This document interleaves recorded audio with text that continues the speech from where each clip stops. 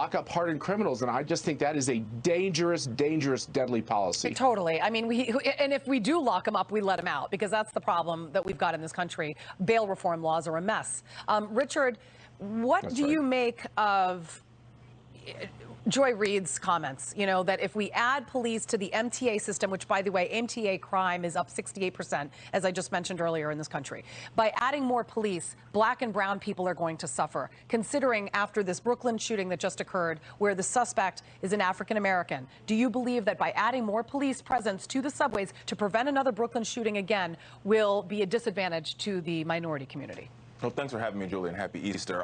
To pinpoint the sort of outrage or the call for more transparency and accountability around policing to Black Lives Matter, and not talking about the precipitating event, which was the heinous death of George Floyd, I think is a little bit factually inaccurate in math analysis there. But where I do agree with Matt is that there is a both-and approach to this. We should be finding ways to increase policing in places where we need it, but at the same time, we also should be figuring out how do we create more transparency, more accountability, and rebuild the trust that has been broken for many communities, including those of color, which is what Joy Reid is referring to in her tweet there. So I think we could do a both-and approach here, and I think the person to actually do it is the new mayor of New York, Eric Adams, who, by the way, who's only been on the job for less than 4 months. So for us to sit here and say that he's sort of the precipitating event or the cause of the problems when he just got to work seems to be a little bit short-sighted. No, I think he just inherited a complete mess, and I blame Mayor de Blasio for all of it, quite frankly, and so does every other New Yorker, including every cop in the city, and I know many of them. Mayor Eric Adams called out Black Lives Matter, speaking of BLM, Richard, activists for not protesting deaths from crime. There is major hypocrisy when it comes to BLM and what they find abhorrent, if you will. Watch this, and then I'll have you react.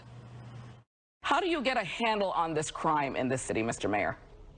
By being consistent with our message. Where are all those who stated Black Lives Matter?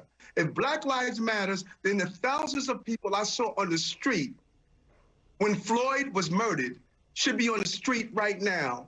We can't be hypocrites. We've got 3 minutes left in the show. I want you to have both a time to talk, so I'm going to go with you, Matt, first, and then Richard, you respond.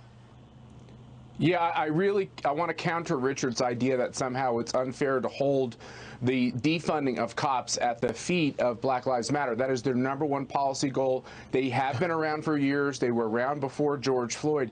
But I agree with what the mayor is saying, is that if you believe that George Floyd was unjustly killed by cops, and that is outrageous, we should also have equal rage and outrage when people are victimized by crime like this because we don't have enough cops. And what we have to do in this country is expunge this idea of fighting this whole concept that cops keep us safe, because they do. And we have to stop fighting these American institutions. And if we want to fight racism, let's unite on that. Let's not fight cops. Right. That's a mistaken goal. Richard.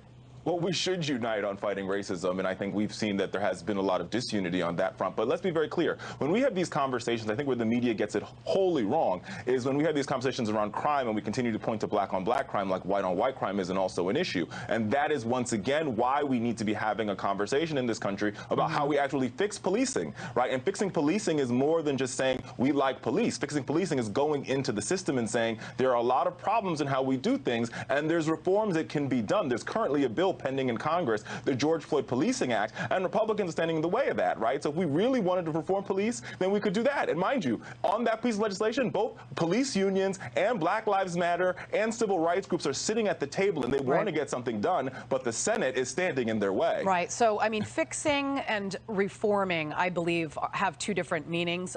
You know, as far as fixing, yeah, there are some bad cops in this country, but, I mean, the majority of police in this country are not they're not bad people. I mean, I would have to say that the majority, and we must agree that they are necessary, and the more the better, quite frankly, with the crime rate the way it is now. And they shouldn't be sued for simply doing their job, and that's what these pieces of legislation intend to do. They tend to make them personally destroyed. I mean, it depends. It's a case-by-case scenario. The George Floyd Policing Act is about banning the chokehold, creating a national database for bad officers, and it goes on and on, but none of it requires, it talks about suing. Anyway, I digress. Yeah, all right. Thank you, guys. That's all the time we have. Matt Schlapp, Richard Fowler, great to see you. Thank you for watching the Faulkner Focus. I'll be here next hour. I'm going to see you on Outnumbered right after the break.